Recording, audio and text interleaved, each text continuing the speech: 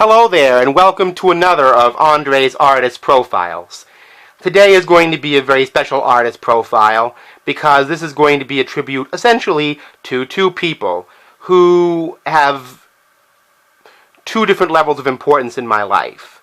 The first is the artist I'm presenting, Miss Etta James, who sadly passed away almost 2 years ago exactly, and in fact, 6 days shy of her 74th birthday, from a long period of illness after years of having cleaned up from a lot of drugs and personal problems and so on and so forth. But that must never diminish the artistry of this lady, who, unfortunately to some devotees of her, often has to share the mantle of the Queen of Soul with Aretha Franklin. I see Etta James, of course, the same way as another person I'm going to be paying tribute to in a few minutes does, and that is that she is not the Queen of Soul. She's the Queen of Soul, blues, funk, art, rhythm and blues, you name it. She's the queen of all of them as a continuum. I'm not a competitive person. I don't think there should be a competition between her and Aretha. They're both queens of what they do. But Etta James is definitely a queen of something in her own right musically. Anyway, I want to dedicate this video to Mr. Thomas Carley. It was due to my participation and interest in his Facebook community page, Etta James Fans. It's just called Etta James Fans, and I strongly encourage all of you Etta James fans to check out Thomas Carley's site on Facebook, Etta James Fans, and look at what's there and join and post if you want. And Etta James was actually the reason why the two of us have become so close and been able to speak to each other. Etta James actually created a friendship in my life, and that's important to me. So even though you're not here for me to thank personally, thank you, Etta, for the friendship I have with Thomas Carley, and thank you, Thomas Carley, for being there, and I dedicate this video to you especially, as well as all of the other Etta James admirers. Etta James has a huge amount of albums in and out of print on CD, which I do and do not have, all of them. But I do have this, her first, At Last. I don't know anybody who doesn't at least really like this song. It just epitomizes everything great about Etta James. The power of her vocals, the ability to sustain a note with an enormous amount of emotional vitality. And it just sticks into your subconscious, and it's a really wonderful album as well. There's Etta.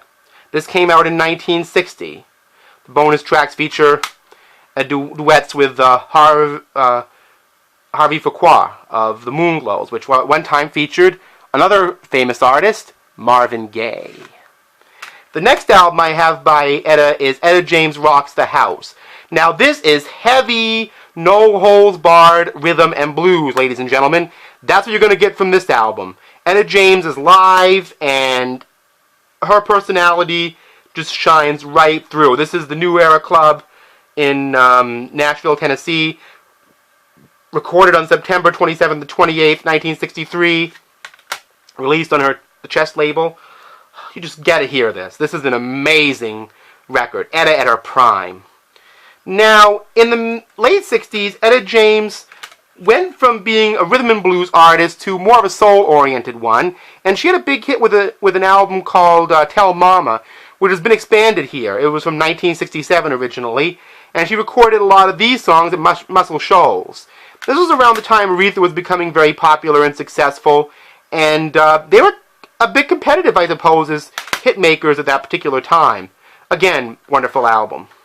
Now, yes, vinyl connoisseurs, there are CD grails thanks to records going out of print in all formats, including CD, and this is one of them.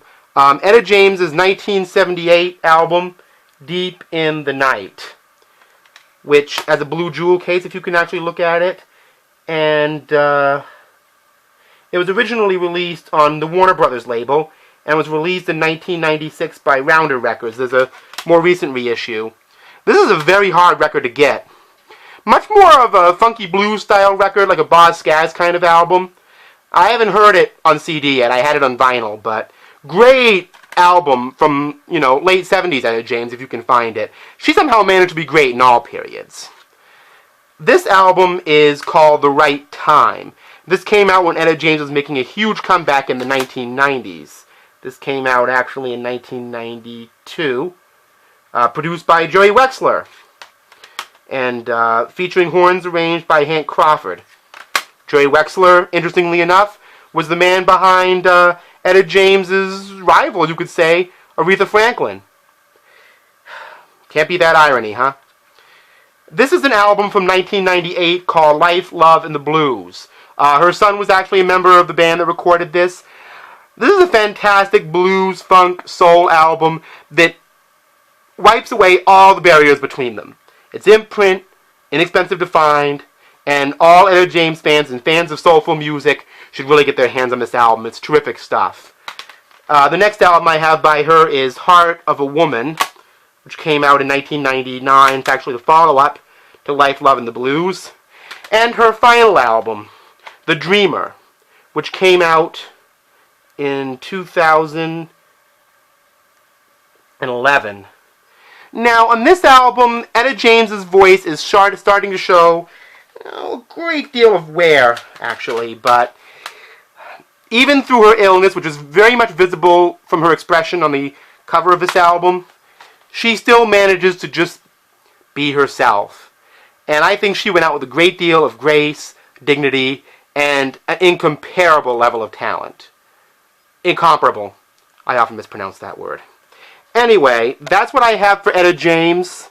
This would have been her 76th birthday this year, and I wanted to wish my best to her son and her family, and all of her devoted admirers, such as Thomas Carley. And as far as the artist profiles go, I'll see you next time.